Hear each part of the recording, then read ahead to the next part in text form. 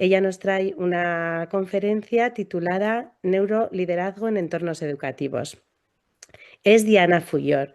Diana Fullor es psicopedagoga y es especialista en educación socioemocional.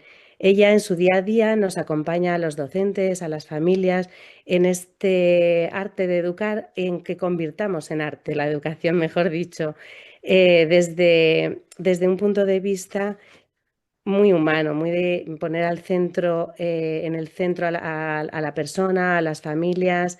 Para todo ello, Diana creó hace ya unos años un podcast y un blog que se llama En Familia, en el que invita y ella misma también expone a muchos profesionales de la educación y trata desde ahí de enfocar la educación desde un punto de vista, como decía, en el que las personas son lo más importante, en el que los niños están en el centro y todas las personas que estamos alrededor de ellas nos esforzamos en escuchar y en ponerles, como digo, en esa posición de importancia para crear y para ir transformando los entornos educativos desde una coherencia emocional y desde un compromiso humano.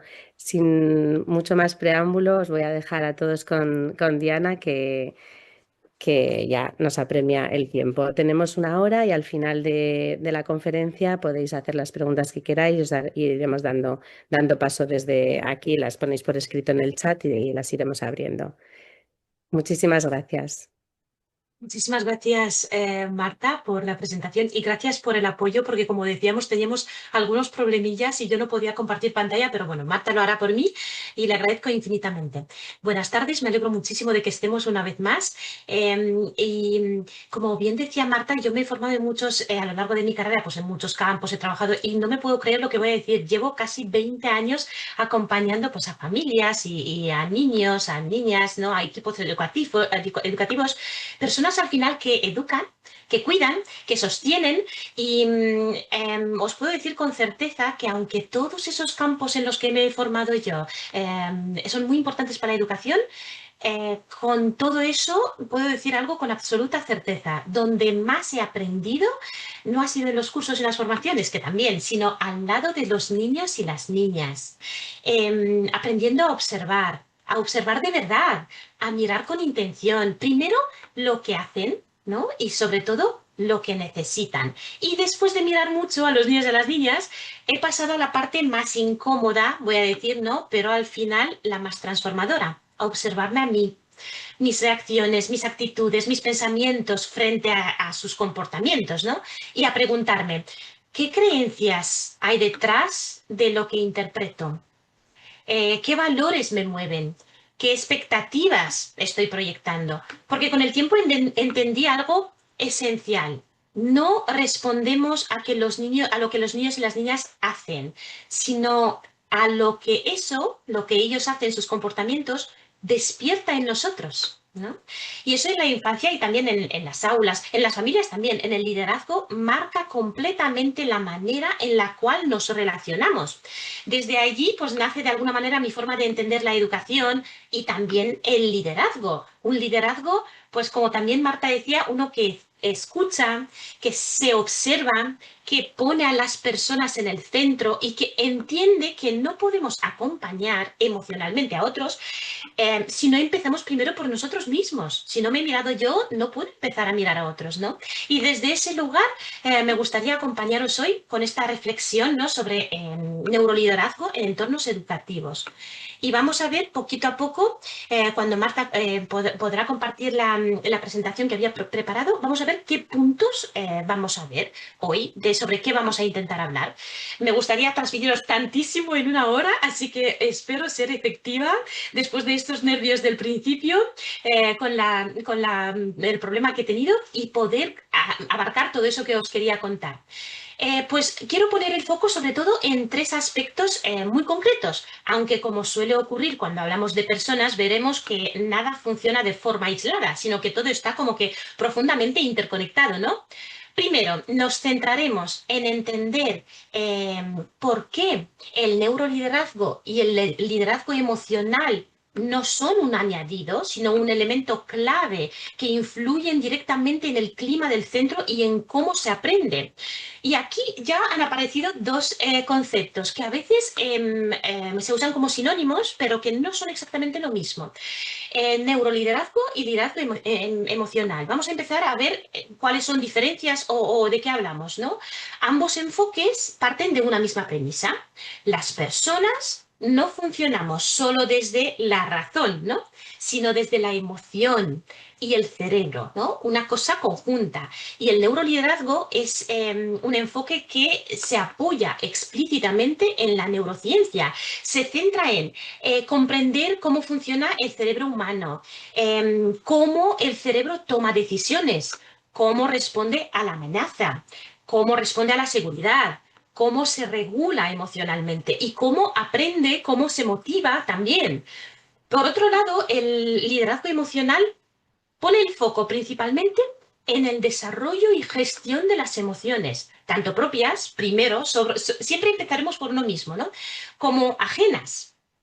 Y el liderazgo emocional se apoya en inteligencia emocional, en autoconciencia, en la empatía, la regulación emocional, la calidad de la comunicación y la calidad de las relaciones, ¿no? Desde este enfoque, un líder emocionalmente competente, ¿cómo es al final? Pues se conoce, se regula, escucha, valida, comunica de forma cuidadosa, genera relaciones de confianza, ¿no? Y en educación, el liderazgo emocional, pues al final cuida el bienestar, que es lo que de alguna manera venimos diciendo desde hace mucho tiempo. Qué importante ese autocuidado también. Humaniza los entornos, ¿no? En los cuales trabajamos, que al final trabajamos con personas. Mejora el clima relacional y reduce conflictos innecesarios. Los conflictos existen, siempre van a existir, ¿no? No podemos deshacernos de ellos. Lo que tenemos que hacer es aprender a verlos como oportunidades al final de aprendizaje y de crecimiento. Perdóname, Diana, que te Sí, interrumpa un segundo. Cuando tú quieras que comparta, avísame. sí, Que sí, no sí. Sí, sí, puedes ya. compartir. Sí, sí, sí. Pues Es que lo he perdona. dicho, pero yo igual lo he dicho como muy rápido cuando Marta pueda compartir y no. Sí, Sí, pero sí, yo sí. esperaba que tú me dijeras, yo puedo. Perdón, Pues perdón, Marta. perdonad que os comparto, que Sí, ya decía sí. yo. Un segundito. Yo pensando que estaba haciendo aquí como que, ¿no? O sea, tiempo, pero sí, sí, puedes compartir sin ningún problema, efectivamente. Em, Pues sí. Entonces, en la segunda diapositiva, pues vamos a ver de qué vamos a tratar. Esto que estaba yo aquí todo el rato diciendo. Y le diré a Marta, ella me hace, atrás Marta, ella me hace este gran favor de compartir. Puedes ir a la diapositiva de atrás y partimos de ahí, de ver un poco de qué vamos a hablar en esta sesión, que había dicho yo sobre el neuroliderazgo y el liderazgo emocional, de que vamos a ver un poco cómo influyen en la educación. Y de alguna manera me había quedado en la diferencia, quería explicaros un poco la diferencia clave, de una forma sencilla, lo más sencilla posible, digamos, ¿no? De entre estos dos conceptos. El neuroliderazgo para mí explica el por qué, ¿no? ¿Por qué pasan las cosas? Por ejemplo, nos dice por qué la seguridad emocional es clave. ¿Qué ocurre en el cerebro, ¿no? En cuando sentimos o no sentimos seguridad. Y el liderazgo emocional trabaja el cómo generar esa seguridad, por ejemplo, en la práctica. Con todos estos dos conceptos cuidamos al final las emociones, entendemos el cerebro, ¿no? Y si integramos los dos, entonces vamos a ver que el liderazgo deja de ser una función, voy a decir, ¿no? Y se convierte al final pues, en una forma consciente de estar en la escuela, ¿no? Y en la vida vais a ver, porque lideramos no solo en la escuela, lideramos en todos los grupos por donde vamos viviendo, ¿no? Después vamos a mirar qué competencias emocionales necesita hoy una persona que lidera, ¿no? En educación para crear pues, esos entornos más seguros, más humanos y también más productivos, seamos sinceros, que si nos trabajamos y somos productivos, pues mucho mejor. Y por último, hablaremos sobre estrategias prácticas y herramientas reales para que todo esto no se quede solo en reflexión, sino que pueda trasladarse al día a día en los centros, en las aulas y con cositas muy simples, que a mí me gusta desde mañana mismo poder poner una cosa en práctica al menos, ¿no? Pues vamos a pasar a la diapositiva número 3, donde yo os quería hablar un poco de por qué tenemos que hablar hoy. de neuroliderazgo educativo, ¿no? ¿Por qué es importante eso? Cuando hablamos hoy de educación, yo creo que ya no podemos limitarnos a hablar solo de contenidos, metodologías o resultados académicos. También son importantes, esa parte es importante. Sin embargo, hay que tener en cuenta que la escuela y cualquier entorno educativo es, antes que nada, un sistema profundamente emocional. En cada aula, en cada claustro, en cada despacho de dirección, circulan emociones constantemente, emociones que no siempre se nombran, pero que se sienten, emociones que influyen en cómo enseñamos, en cómo aprendemos y también en cómo convivimos, ¿no? Porque cuando llegamos a la escuela, no llegamos solo con los conocimientos y ya está, ¿no? Llegamos con historias personales, con cansancio acumulado, con ilusión, con miedos, con expectativas, ¿no? Y todo eso entra cada mañana con nosotros por la puerta, con nosotros, con los niños, con todos los que formamos la comunidad educativa. Y si miramos la realidad educativa actual con honestidad, vemos un escenario complejo, o yo por lo menos lo veo así. Muchos centros viven altos niveles de estrés, sensación de urgencia constante, sobrecarga emocional y una creciente desmotivación en los equipos. Vamos a ser sinceros y vamos a decirlo, ¿no? Docentes que quieren hacerlo bien, pero que a veces sienten que no llegan. Equipos directivos que sostienen mucho, a veces incluso en soledad. Profesionales comprometidos que aman su trabajo, pero que a veces puede que estén agotados emocionalmente, ¿no? Y aquí para mí aparecen estas dos preguntas clave. ¿Cómo lideramos cuando estamos cansados, saturados o desbordados? ¿Qué impacto tiene eso en las personas a las que acompañamos? Porque durante mucho tiempo se ha entendido el liderazgo educativo desde un enfoque como que muy técnico. Normas, protocolos, organización, resultados, y todo eso es importante, por supuesto, ¿no? Pero hoy sabemos que no es suficiente porque las personas no funcionamos solo desde la razón, ¿no? Funcionamos desde la emoción y el cerebro, ese gran protagonista silencioso a veces, tiene mucho que decir en cómo lideramos. Pues vamos a pasar a la siguiente diapositiva para que yo os cuente de por qué creo que esta es una idea clave. Que creo que nos va a acompañar así silenciosamente durante todo este encuentro. No lideramos solo con lo que sabemos, que es importante saber cosas, ¿no? Sino con cómo estamos. No lideramos únicamente desde los títulos, la experiencia, los conocimientos pedagógicos, lideramos desde nuestro estado emocional interno, desde nuestra capacidad o dificultad para regularnos, escuchar, conectar, sostener, decidir. Y eso, la verdad es que no es una opinión, es neurociencia aplicada en la educación, de esa que me voy a atrever a decir, deberíamos de aprender ya en las universidades, en las carreras de magisterio, en los grados de educación infantil, bueno, en todas las carreras relacionadas con la educación. Vamos a pedir, ¿no?, que nos preparen en estos campos. Pues pasamos. Cuando hablamos de neuroliderazgo educativo, a mí me gusta decir que no hablamos de modas, ¿no? Ni de conceptos complejos reservados solo para, yo qué sé, expertos, aunque es verdad que últimamente estamos hablando cada vez más, ¿no?, de este concepto. Estamos hablando de comprender técnicamente cómo funciona el cerebro humano, el nuestro y el de las personas con las que trabajamos, para liderar de una manera más consciente, más eficaz y también más humana. La neurociencia nos ha demostrado algo fundamental. El cerebro es social, aprende mejor en entornos seguros, se bloquea cuando percibe amenaza y responde profundamente al clima emocional que le rodea. Eso tiene implicaciones enormes en la escuela. Porque ¿qué es el liderazgo? Vamos a ver en la siguiente diapositiva qué he pensado yo o qué es lo que pienso que es importante nombrar cuando hablamos del liderazgo. Porque tenemos que hacer una pequeña distinción. Yo creo que no es lo mismo dirigir que gestionar que liderar, ¿no? Dirigir tiene que ver con marcar normas, organizar, establecer estructuras, ¿no?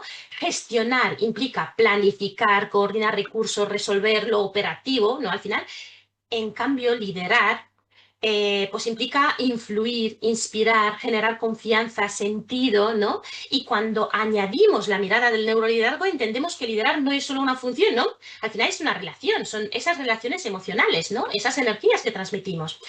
Una relación en la que nuestro tono nuestra mirada al final, ¿no? Nuestras palabras, nuestras reacciones también impactan directamente, no solo en el entorno, ¿no? Decimos muchas veces en el entorno, es que impactan en el cerebro del otro, ¿no? Y sobre todo en su cerebro emocional. Eh, ¿Qué podemos pensar que un liderazgo...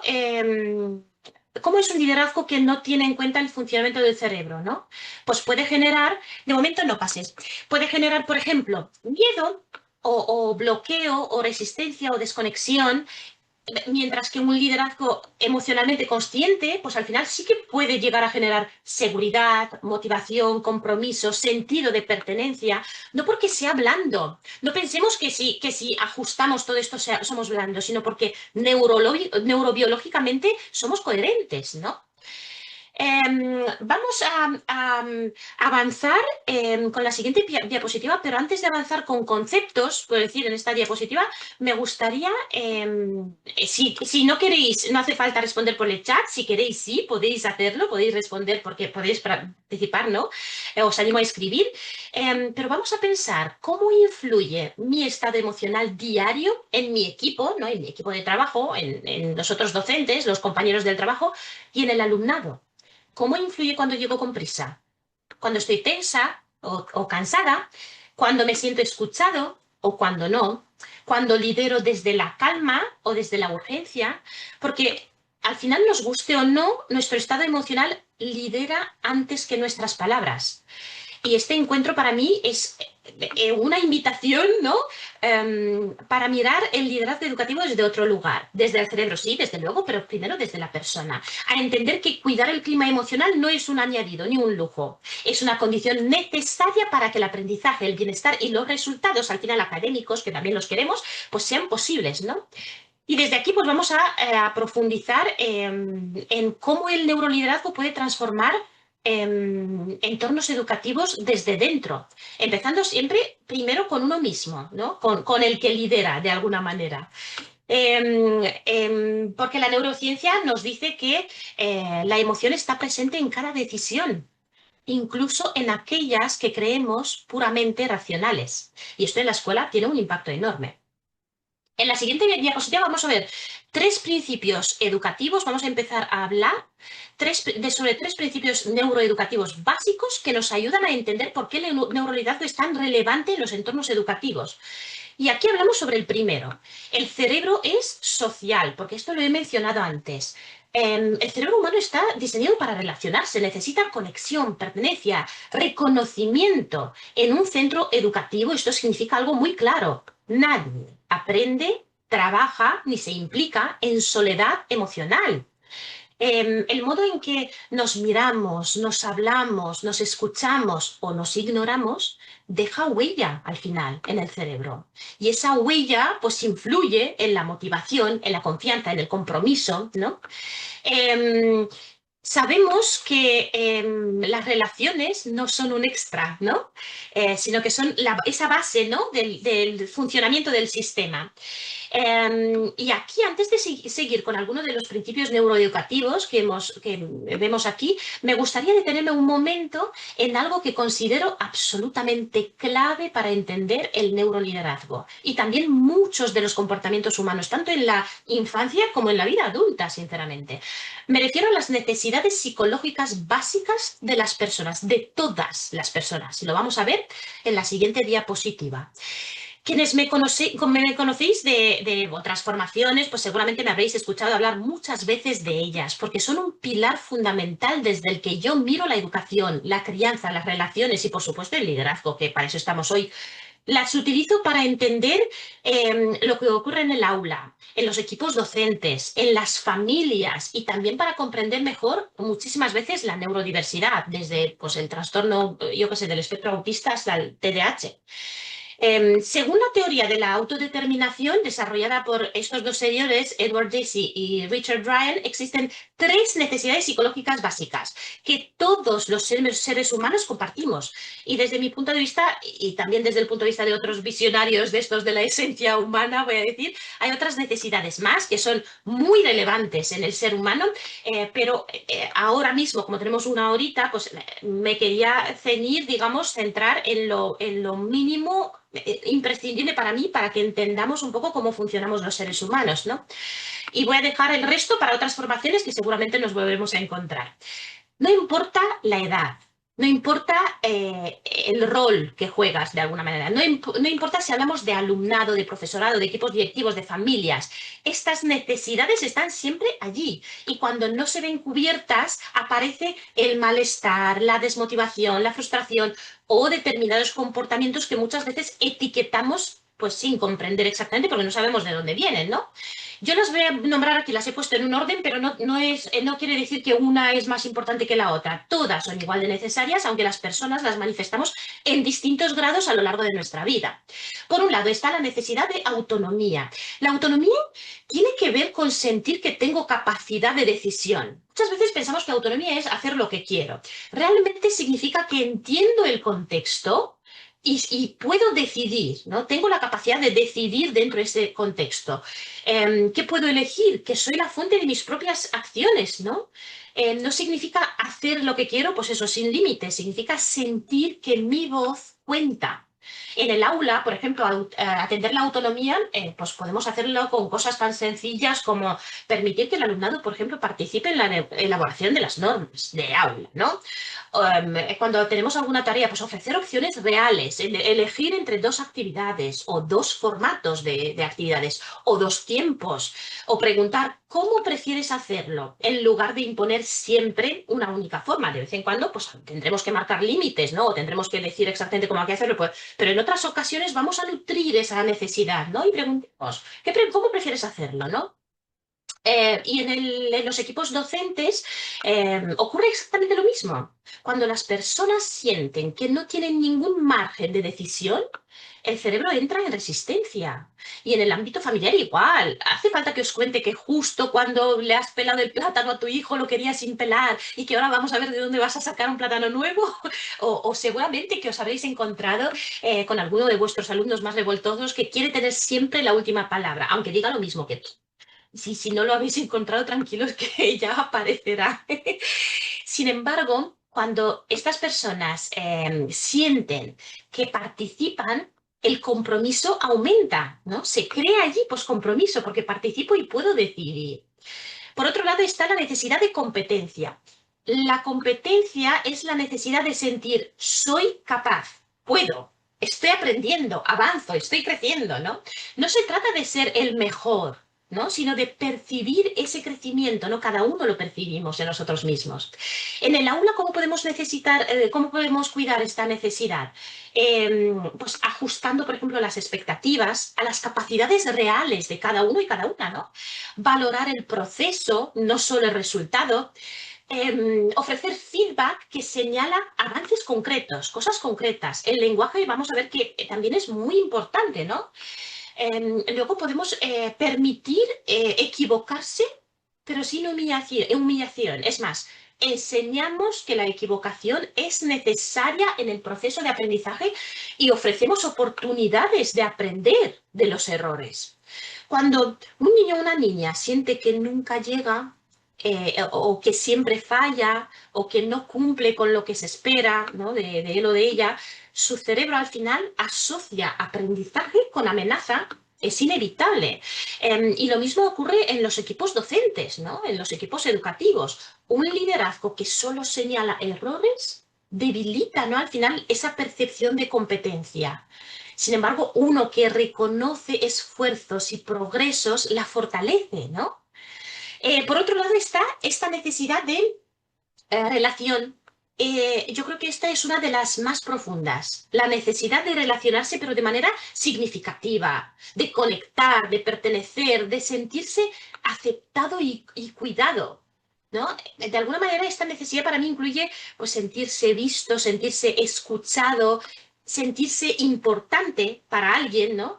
Y en el aula, ¿qué podemos hacer? Pues el vínculo primero es prioritario. Siempre recordar la relación por encima de otras cosas.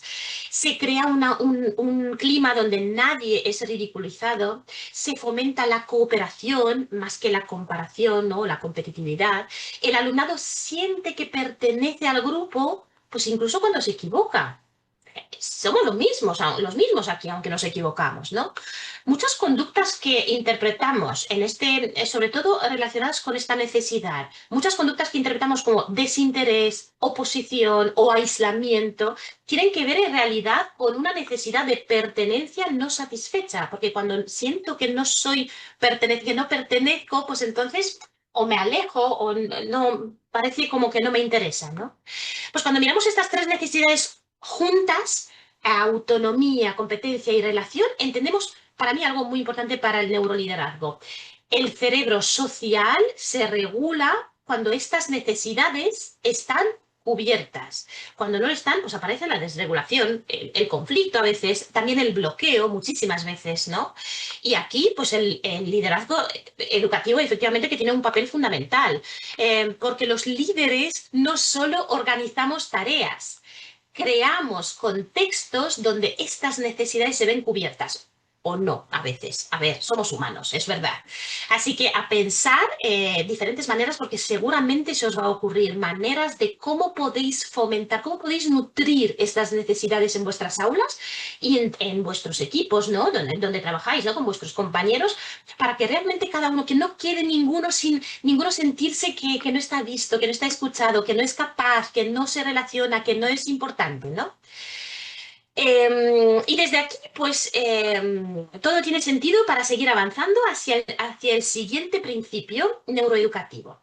El segundo que yo he puesto allí, así en más colorita, la importancia, ¿no? De alguna manera, de la seguridad emocional como base para mí para aprender y liderar. El cerebro tiene una función prioritaria. Yo creo que esto lo hemos dicho creo que tantísimo en las formaciones, lo tenemos ya que asumir.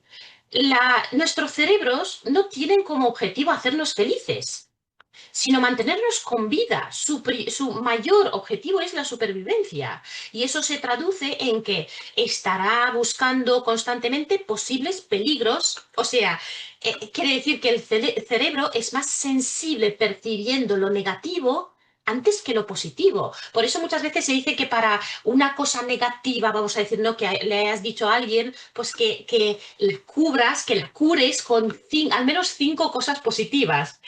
Quiere decir simplemente que lo negativo pues va a calar más, ¿no? En nuestro cerebro.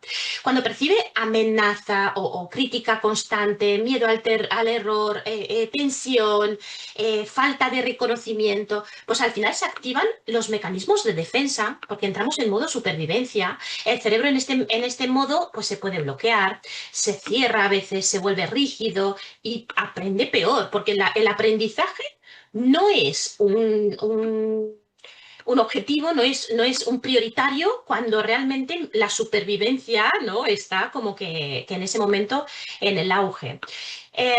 Y esto efectivamente no solo ocurre en el alumnado, también ocurre en los equipos docentes, ¿no? Un liderazgo que genera seguridad emocional, pues al final permite pensar con mayor claridad, asumir errores, innovar, colaborar, aprender, ¿no? Nos abrimos más realmente cuando nos sentimos seguros, ¿no? Y por eso yo siempre digo que crear entornos seguros no es ser blando. Realmente es ser neurobiológicamente inteligente, ¿no? Y aquí me gustaría detenerme un momento más, porque cuando hablamos de seguridad emocional, no hablamos solo de ausencia de, yo qué sé, de gritos o de castigos o de conflicto, ¿no? Porque el conflicto puede surgir incluso en entornos seguros y lo podemos gestionar bien, ¿no? Hablamos de algo para mí mucho más profundo. La seguridad tiene que ver con sentirse visto, valorado, conectado, y esto conecta directamente con una de las necesidades que ya hemos hablado antes, ¿no? La necesidad de relacionarnos de manera significativa, y también conecta, en la siguiente diapositiva vamos a ver, con los lenguajes de conexión. Este concepto también del que yo hablo muchísimo, porque lo mismo me parece fascinante poder aprender más lenguajes. No existen solo los idiomas ¿no? El idioma materno y el inglés, sino que existen más lenguajes. Considero profundamente transformador en los entornos educativos los lenguajes de conexión, porque las conexiones humanas para mí son unas de las experiencias más importantes de nuestra vida, en la infancia, en la adolescencia, en la edad adulta, en la familia, en la escuela, ¿no? Y este concepto fue desarrollado por un señor psicólogo que se llama Gary Chapman. Él ha escrito varios libros, lo ha exprimido muchísimo este concepto, lo llamaba Los 5 lenguajes del amor, pues ha escrito algún libro general, otro específico para la infancia, para la adolescencia, bueno, y aunque él lo plantea desde las relaciones personales, su aplicación en educación y el liderazgo es enorme. Y también quiero aclarar algo importante. No estamos hablando de amor romántico, ¿no? Estamos hablando de sentirse, pues eso, apreciado, valorado, reconocido, ¿no? Y hay una idea clave, creo yo, que nos deberíamos como que de grabar bien. Da igual cuánto aprecias a una persona si ella no percibe ese aprecio, si no le llega. En este caso, yo creo que la intención no basta. Lo que importa es cómo lo recibe el otro. Y para que ese aprecio llegue a la otra persona, ¿no? Necesitamos expresarlo en el idioma emocional de la persona con la que nos relacionamos. Según este señor, existen 5 lenguajes principales de conexión. Cada persona suele tener pues, uno predominante y en muchos casos uno secundario. Vamos a hablar sobre ellos y si podemos ponernos algunos ejemplos también. Podéis poner efectivamente en el chat también, porque luego yo os leeré a todos porque me fascina ver cómo, no sé, qué otros ejemplos, aparte de lo que yo os voy a dar, podéis poner. Por un lado, palabras de afirmación. Personas que se sienten valoradas cuando reciben palabras que reconocen, nombran, validan. En el aula, por ejemplo, elogios concretos, no genéricos. Eso de te has portado bien, lo de bien y mal, eso es muy genérico. ¿Qué significa portarse bien, no? Sino cosas concretas. Verbalizar lo que sí hacen bien. Porque yo muchas veces digo, crece lo que riegas. Elige regar las flores, no las malas hierbas. Elige enfocarte en comportamientos positivos para que crezcan, me explico. Frases como confío en ti, gracias por intentarlo. Seguramente que vosotros tenéis muchas más frases y depende muchísimo de la edad del alumnado con el que trabajáis y de la edad y del entorno de vuestro trabajo, ¿no? Porque en los equipos educativos, ¿qué ejemplos podemos poner? Pues, por ejemplo, reconocer públicamente aportaciones o agradecer lo mismo de forma explícita, ¿no? Cuando se ha hecho algo. Poner palabras al valor del otro, que muchas veces pues tenemos compañeros valientes, ¿no? Para estas personas cuyas este lenguaje de conexión es primario, digamos, el silencio duele más que el error. Porque realmente necesitan palabras de afirmación para sentirse pues, queridos, ¿no? Por otro lado, está el tiempo de calidad. Aquí hablamos de presencia real, ¿no? No solo de estar, sino estar disponible emocionalmente. Eso que decimos a veces los profesores de educación, cuando estés con tu hijo, por favor, aparte del móvil 10 minutos, por lo menos si puedes al día, ¿no? O sea, que estés realmente. En el aula, pues momentos de atención individual. Sí que es complicado, sí que es difícil sacar momentos para cada uno, pero esto es la magia de los lenguajes de comunicación, de conexión. No vas a tener 20 alumnos todos con el lenguaje de conexión de tiempo de calidad. Vas a tener alumnos, pues algunos que necesitarán palabras y si le escribes, también escribe a veces, escribir una nota sirve como palabras. Pues bueno, que cada uno tendrá su lenguaje, ¿no? ¿Qué otra cosa? Escuchar sin interrumpir. O mirar a los ojos cuando hablan. También es tiempo de calidad, digamos, ¿no? Usa esas sesiones de tutorial máximo y si no eres tutor de un grupo o tutora y te gustaría conectar más con algún grupo, pues habla con el tutor o la tutora de ese grupo. Pregunta si podéis hacer algo juntos o si te cede a ti, por ejemplo, una sesión para realizar alguna actividad que piensas que te va a conectar, ¿no? Con ese grupo. Imaginación al poder, ¿no? En el liderazgo entre docentes, de equipos docentes, ¿qué podemos pensar? Pues reuniones donde se escucha de verdad, pero de verdad. Espacios sin prisas. Tiempo compartido sin multitarea. ¿No? O sea, estar de verdad en ese tiempo, en eso, 2 minutos, nada más, si eso es lo que tenemos. Para las personas cuyo lenguaje no es cuyo lenguaje primario es ese, sentir que no hay tiempo para ellas equivale a no importar. Es que no importo para nadie o no importo para la persona que debería de importar, ¿no? Otro es regalos. Otro lenguaje de conexión es el lenguaje de los regalos. Y aquí conviene aclarar algo. No estamos hablando de grandes objetos, de consumismo. Hablamos de detalles con significado. Una nota escrita a mano, tener un cariñograma en el aula, hace maravillas para expresar este tipo de conexión. Una pegatina elegida con intención, un dibujo guardado, ¿no?, y devuelto en un momento especial. Y en los equipos, pues lo mismo, un pequeño gesto simbólico, recordar algo importante para esa persona, cuidar esos detalles que dicen, he pensado en ti. Y el valor, recordar siempre que no está en el objeto, sino en el mensaje, ¿no? En el mensaje implícito que lleva ese objeto. Por otro lado, tenemos los actos de servicio. Personas que se sienten apreciadas cuando alguien les ayuda, les alivia, les sostiene, ¿no? En el aula, ¿qué podemos hacer? Anticiparse a una dificultad que sabemos que un alumno va a tener y poder así echarle una mano. Ofrecer ayuda sin que la pidan, por ejemplo, con esa anticipación. Acompañar en una tarea complicada, si podemos al principio, o bueno, apoyar un poco. Y en los equipos educativos, cubrir a un compañero en un momento difícil, repartir cargas, preguntar en qué te puedo ayudar, sobre todo cuando vemos que alguien realmente necesita, ¿no?, esa ayuda. Aquí el mensaje no es, el mensaje simplemente es no estás solo o no estás solo, ¿no? Y por otro tenemos el contacto físico.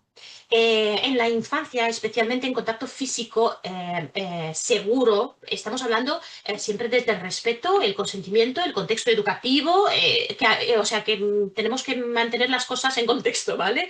El contacto físico regula el sistema nervioso. Y en el aula, ¿eso qué es? Pues un gesto cercano, una palmada de ánimo, un choque de puños o de manos, un acompañamiento al final físico respetuoso.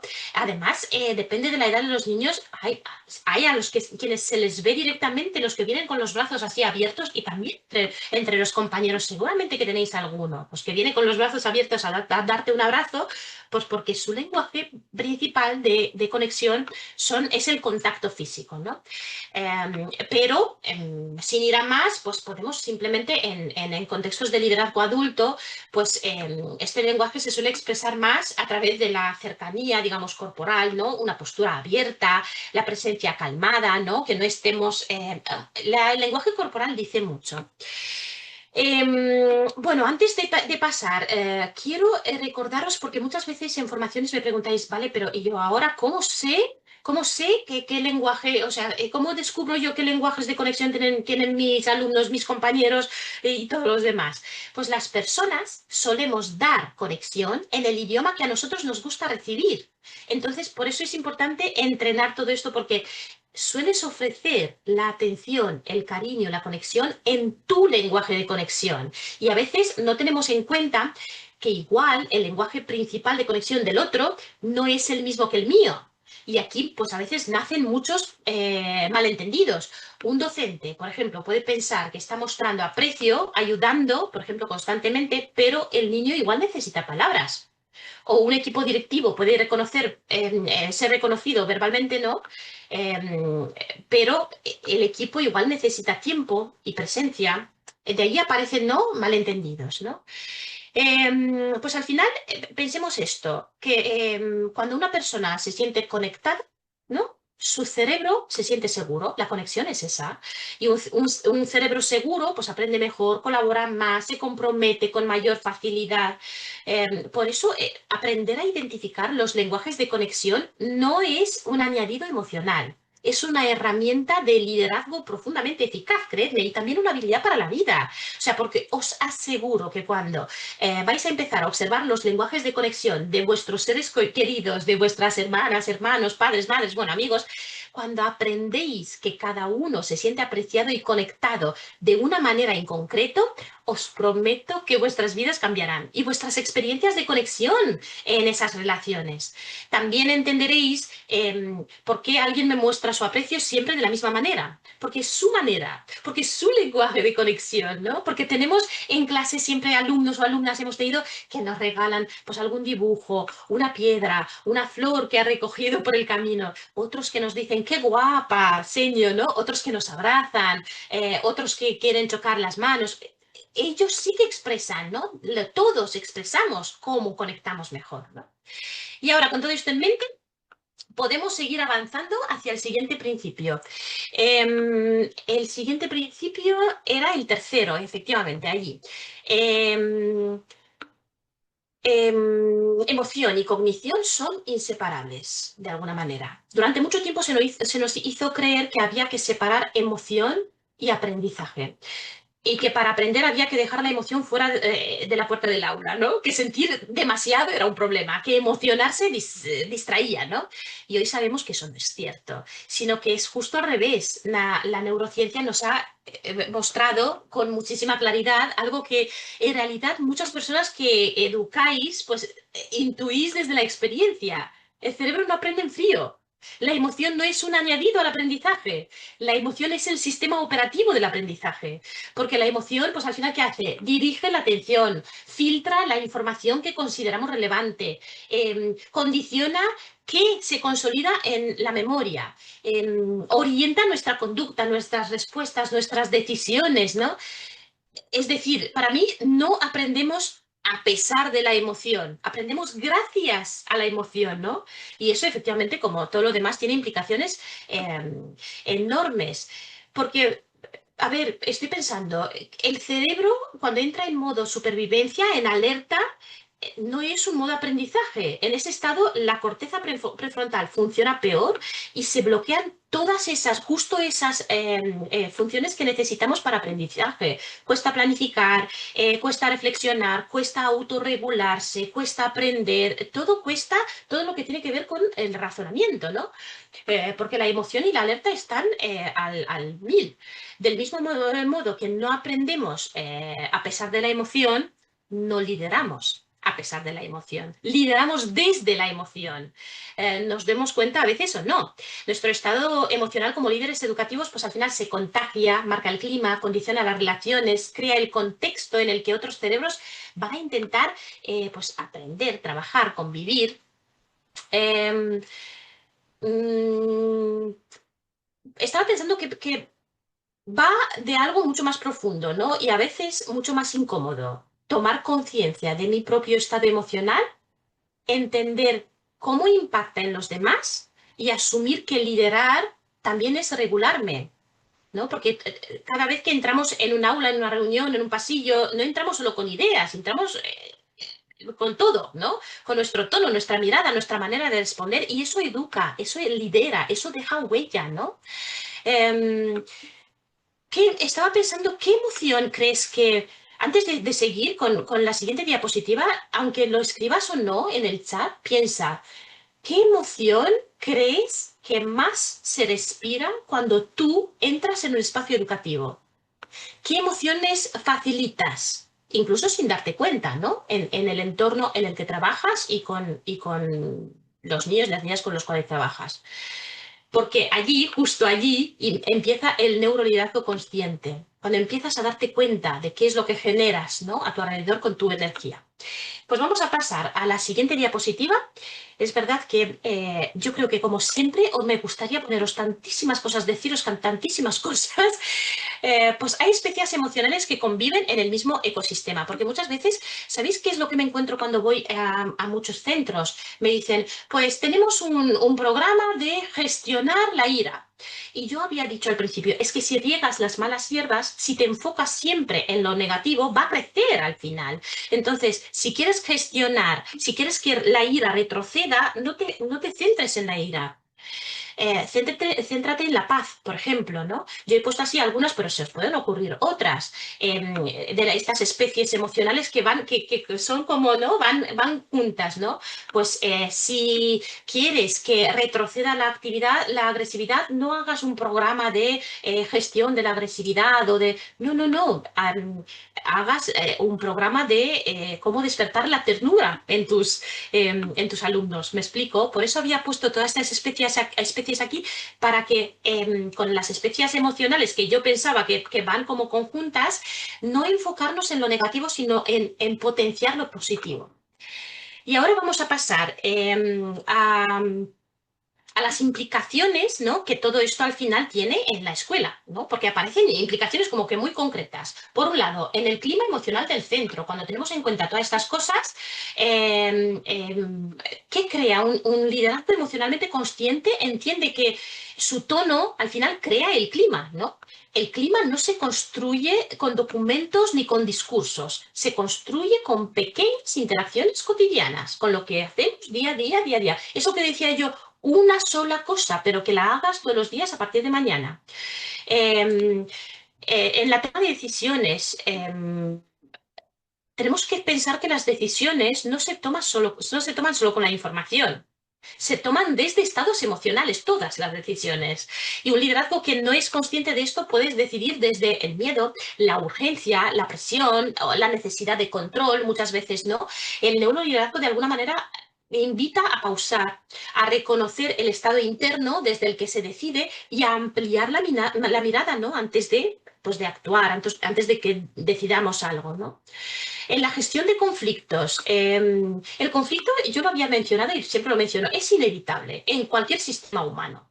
Y la diferencia está en cómo se gestiona. Desde el neuroliderazgo se entiende que detrás de un conflicto suele haber una necesidad no cubierta, una emoción no regulada, una percepción de amenaza o de injusticia, ¿no? Y cambiar la mirada sobre el conflicto cambia completamente la forma de abordarla, ¿no?, de abordarlo, ese conflicto.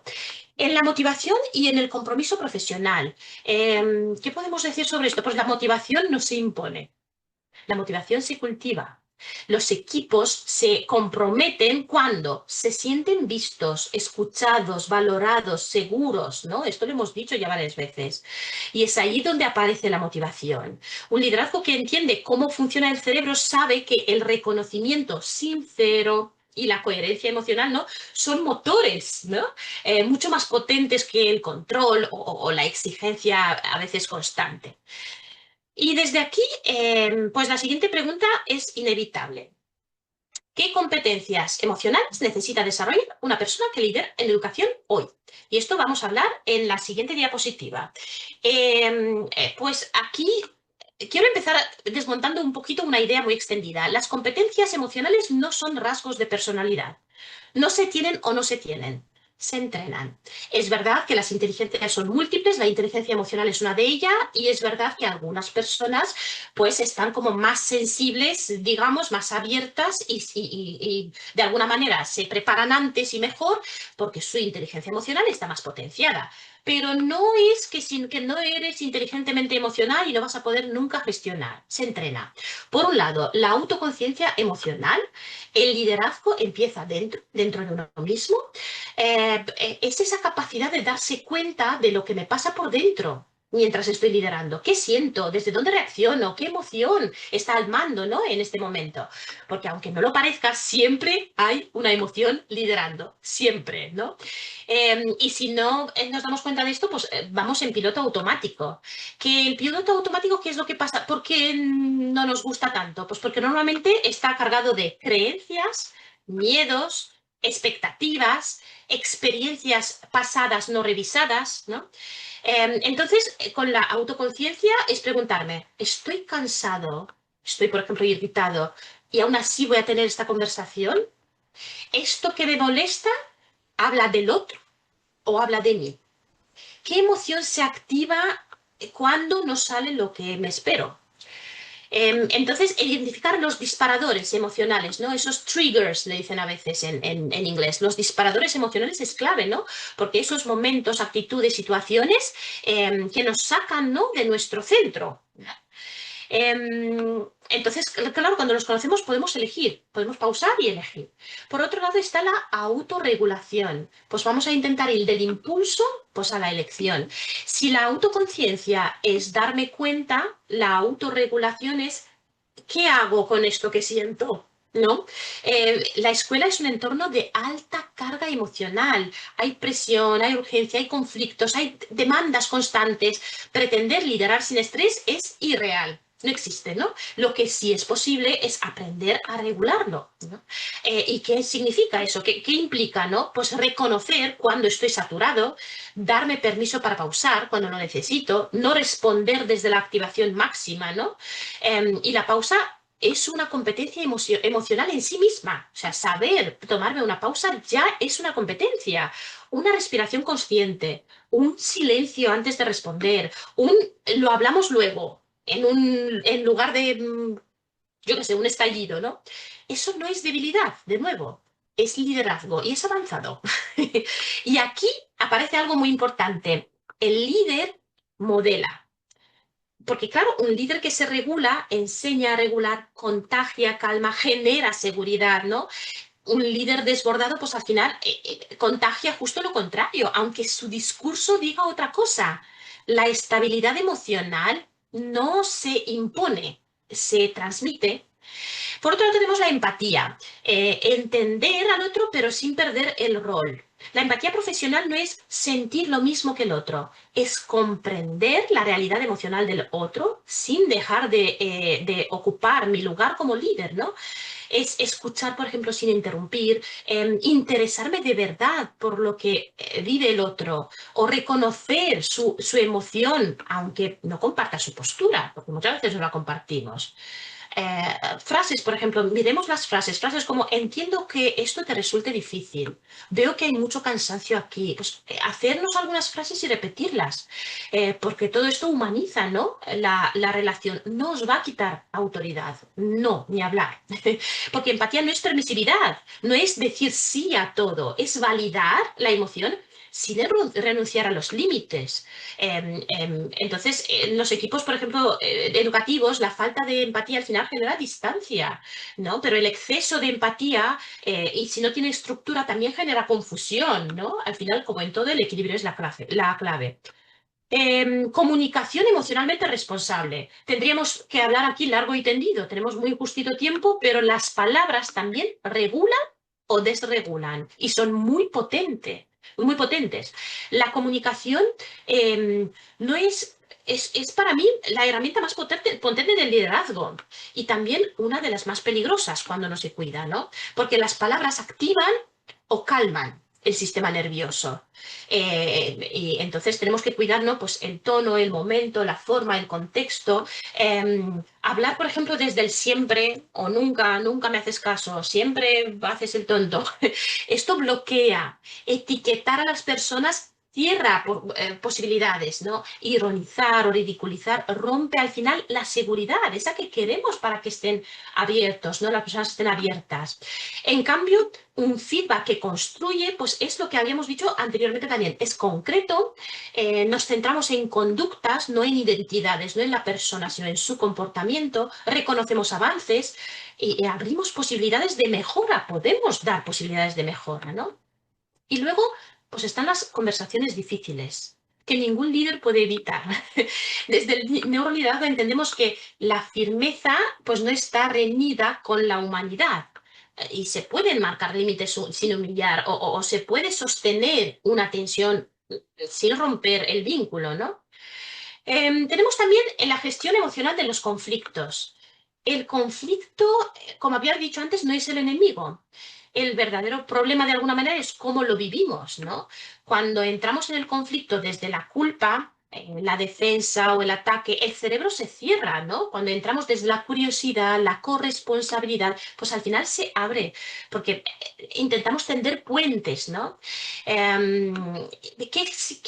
implica gestionar emocionalmente un conflicto? Escuchar todas las partes implicadas, bajar la intensidad emocional antes de buscar soluciones o pasar del quién ha empezado o quién ha fallado a qué necesitamos para seguir avanzando.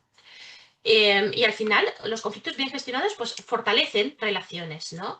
Y mejoran la cultura del centro y aumentan la confianza.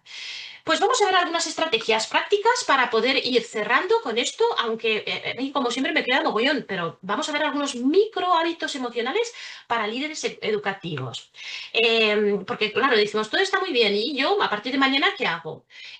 No vamos a hablar de grandes planes imposibles, vamos a hablar de pequeñas prácticas sostenidas que tienen un impacto enorme en los equipos y en las aulas, ¿no? El cerebro cambia con la repetición, no con los grandes discursos, sino con cosas sostenidas en los tiempos. Por eso hablamos de micro hábitos emocionales, acciones pequeñas, sencillas, realistas, pero constantes. Por ejemplo, un check-in emocional diario. No es una terapia ni una asamblea eterna, ¿vale? Es un minuto de conciencia. Antes, por ejemplo, antes de empezar la jornada o al inicio de una reunión breve, el líder pues, puede preguntar, ¿cómo llegas hoy? ¿Con energía, cansancio, preocupación? O incluso, si tuvieras que ponerle un color a tu estado emocional de hoy, ¿cuál sería?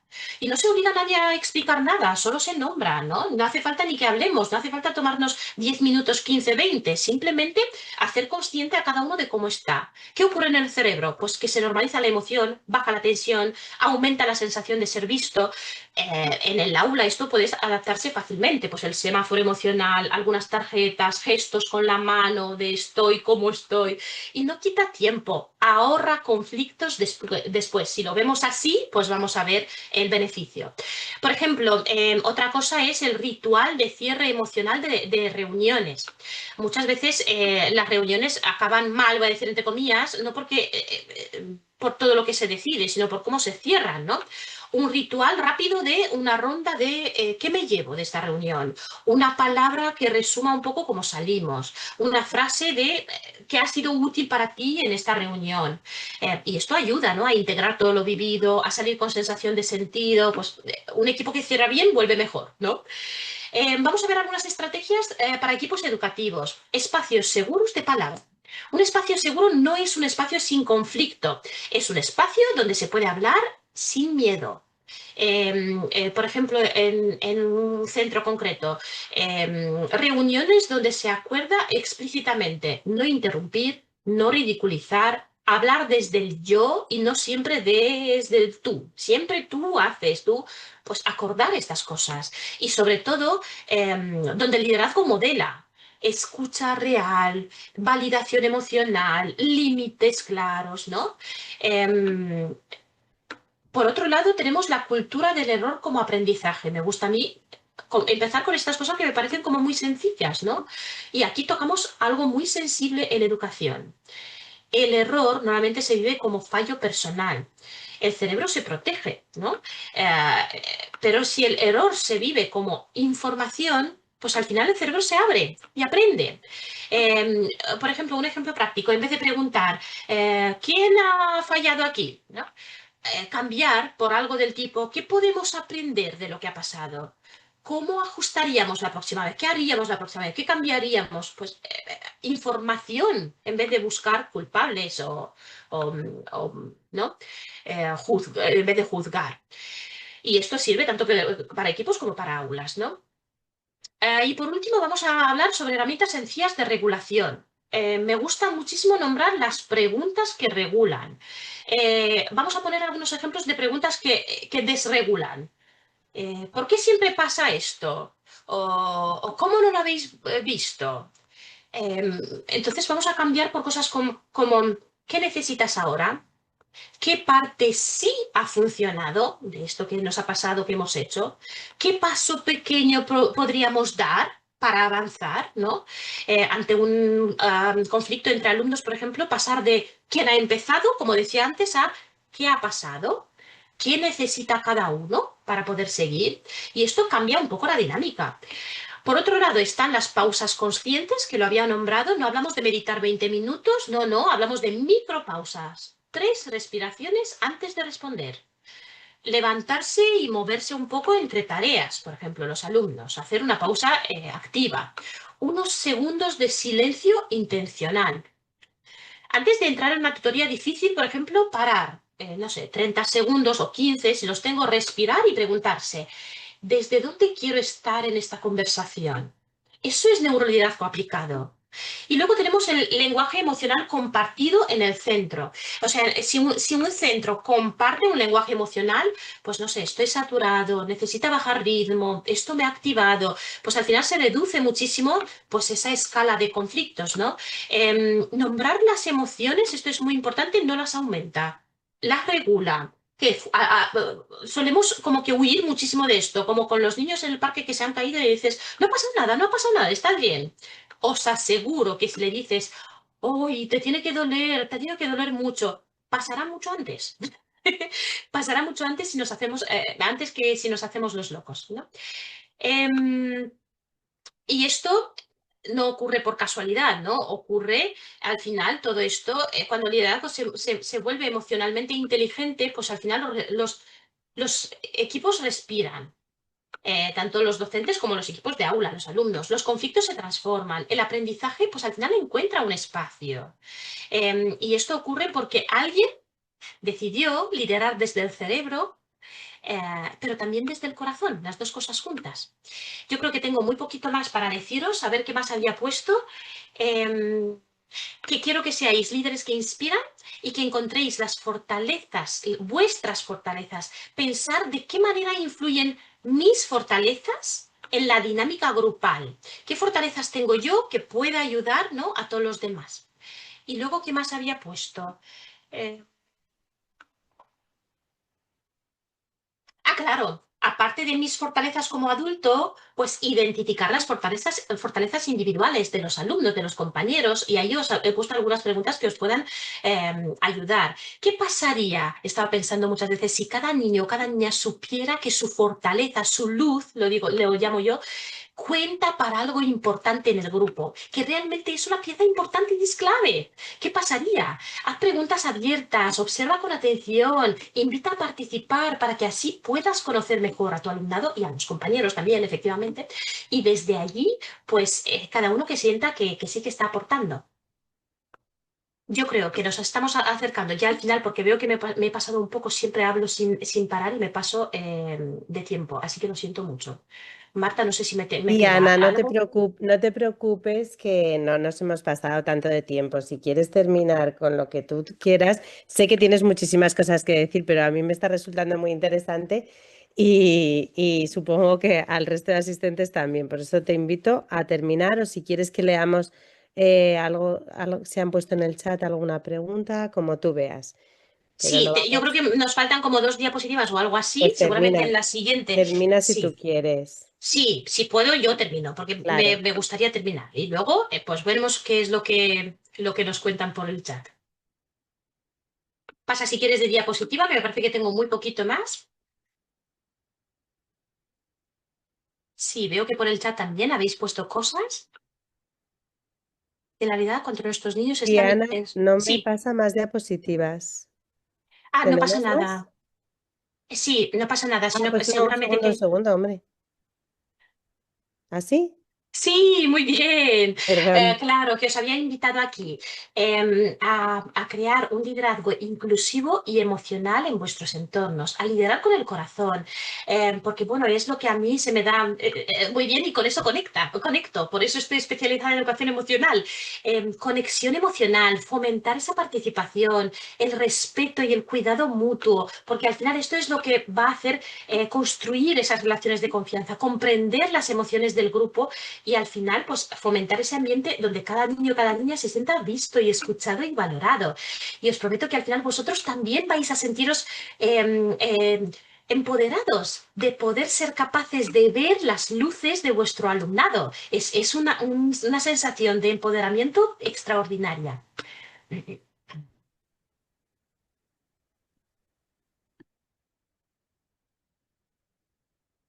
Y sí, con esto yo creo que sí, ya acabaré. Decía que liderar grupos no es solo una cuestión de estrategias y dinámicas, aunque son importantes, ¿eh? Que la información que tenemos y la formación y todo esto, como hacéis aquí esta tarde, formaros, preguntaros, cuestionaros, no crecer, esto es muy importante. Pero al final, liderar grupos y liderar en general no trata de conexión. Es un arte que implica ver a cada niño, cada niña, cada persona, ¿no? Con sus fortalezas, con sus desafíos y crear un espacio donde se sientan seguros y capaces. Pero esto es verdad que solo se hace después de que yo soy capaz de ver mis propias sombras y mis propias luces. Es un proceso que si yo lo hago conmigo, pues voy a saber el camino para poder hacerlo con los demás, ¿no?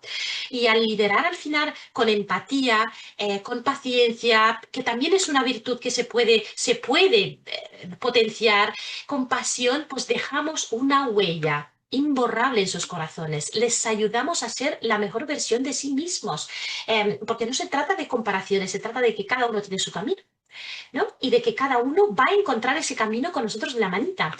Entonces te invito a pensar cómo pueden tus palabras y tus acciones convertirse en herramientas de conexión y aprendizaje para tu grupo. Y qué pequeño cambio en tu enfoque podría transformar el ambiente del grupo mañana mismo. Como había dicho, pasitos muy pequeñitos, o sea, cosas muy pequeñitas, pero repetidas en el tiempo para crear esos hábitos cada vez más saludables. Sí que sí, ahora sí, tenemos cosas en el chat, lo podemos mirar. Nos dice, Niel, nos dice que qué interesante, pero en realidad cuando nuestros niños están en sus aulas, ¿cuántos de los maestros se plantean estas cuestiones de mirarse a uno mismo, analizarse? Si está haciéndolo bien o mal, tienen autorreflexión, dominio propio de sus emociones, no acaban sintiendo nuestros niños quienes no acaban siendo nuestros niños quienes pagan las consecuencias de ese liderazgo en ocasiones tan inestable por parte de los maestros. Claro, por eso decía al principio que empezamos con uno mismo. Y sí que es verdad que, a ver, yo creo que el colegio, ¿sabéis qué es lo que pasa? Que nosotros, yo pienso muchas veces que la educación para cambiar, esto va a ser una contradicción y ahora voy a abrir un melón muy grande. La educación, para cambiar, necesita dentro mentes que no estén escolarizadas. Es que la gran mayoría de nosotros tenemos las mentes muy escolarizadas. ¿Qué quiere decir eso? Que los colegios nos han enseñado ciertas cosas de las cuales nos es muy difícil salir, ¿no? Y realmente para que enseñes a los niños educación emocional, te tienes que educar tú y lo tienes que practicar. O sea, es que lo tienen que ver, ¿no? En acción para que realmente ellos se empapen, lo aprendan, los tienes que al final practicar con ellos. Así es como se aprende. Estos programas están muy bien, estos programas donde pues vemos no sé qué emociones, vamos a nombrar, también están muy bien nombrar las emociones, pero es que te tienen que ver en acción. Cuando vienes y estás mal, lo tienes que decir, lo tienes que expresar. Y si puedes compartir alguna práctica que te ayuda a ti a regularte, pues fenomenal. Es cuando aprenden, exponerte es cuando aprenden realmente. Porque sí, ellos son los que pagan. Y luego pregunta, también y él dice, ¿cuánto tiempo real hay en las aulas para que el líder de la misma pueda prestar atención a todas esas emociones de sus alumnos y por tanto poder ayudar a gestionarlas? Bueno, el tiempo es limitado, es verdad. También es verdad que a lo que prestamos atención, nosotros somos los que decidimos a qué prestamos atención. Y es verdad que tenemos un currículum que hay que seguir, tenemos unos objetivos que hay que cumplir, etcétera, etcétera, etcétera. Pero lo que había visto o lo que había dicho, hay esas sesiones de tutoría y hay momentos que realmente podemos pararnos. Creedme que si lo integramos con pasitos pequeñitos, con poner todos los días un cariñograma, con fijarme en cómo me reciben, por ejemplo, poner a la entrada de la puerta unos gestos de cómo quieren que saludemos al entrar, con un choque de manos, con un abrazo, con unas palabras. O sea, si pasamos por todos esos lenguajes de conexión y no lo tienes que hacer extra, lo pones a la entrada, ¿no? Y cuando entran, pues así les conoces. Créeme que no es mucho tiempo. Es verdad que es un tiempo. A ver, la educación de calidad requiere tiempo, pero es simplemente cambiar la mirada. O sea, no centrarnos solo porque tenemos que entender una cosa que es muy, muy, muy, muy importante. Lo académico ha dejado de ser prioritario en los colegios porque lo académico ahora mismo, la información, el mundo se ahoga en información. Lo que carecemos es de sabiduría. Nos ahogamos en información. Ahora mismo encuentran cualquier información académica en todas partes, pero en ningún sitio van a aprender, como contigo, a ser personas buenas, personas que saben gestionarse, personas, ciudadanos, ¿no? Del mundo Nos dice Javier, realmente es un cambio en la concepción de la docencia. Supone una revisión personal muy costosa en el plazo más inmediato, pero tremendamente efectiva a corto y medio plazo. Efectivamente, y es muy costoso. No me malinterpretéis. Esto no es cosa fácil. O sea, de verdad, yo lo sé, lo reconozco, y no es una cosa de que la vas a aprender y ya está. Luego vas a ser genial para el resto de tu vida. No, es un constante trabajo, como en la... Muchísimos de vosotros no nos conocemos ahora, pero muchísimos seréis madres y padres. Es un constante, es un sin parar. Y creemos que el sistema educativo está abierto, preparado para el cambio, tan necesario y tan bonito. Bueno, pues el sistema educativo, también os voy a decir una cosa, aunque tiene muchas cosas que es sistema, pero el sistema educativo eres tú, y tú, y tú, y tú, y tú, y yo. El sistema educativo está creado por personas. Un sistema es una red de personas que ellas crean pues las normas de sus aulas, el entorno donde trabajan, que sí, que luego hay unas cosas ahí en el sistema que nos cuesta porque necesitamos también dinero y tiempo y cosas, sí, pero, y luego no os voy a decir que hay docentes que hacen todas estas cosas. Gracias por compartir tus conocimientos, ha sido muy positivo escucharte. Muchísimas gracias, Irene. Espero que realmente haya sido positivo para vosotros. Totalmente de acuerdo con lo que acabas de decir en algún momento. Muchas gracias, una exposición muy interesante y amena. Muchísimas gracias, Hortensia, también. Cuidado para poder cuidar de tu grupo de pequeños humanos. Pues sí, cuidarte, es lo más importante, cuidarte para poder cuidar. No se puede derramar de una taza vacía, nunca, jamás. Nunca nadie lo ha hecho, creo. Pues no sé, yo realmente, aunque me gustaría quedarme más porque lo que más me gusta es compartir sobre educación y hablar con vosotros, no me quiero tampoco extender del tiempo. Nos dirá Marta, por ejemplo, o bueno, nos dice si es momento de cerrar, por ejemplo. Os agradezco muchísimo.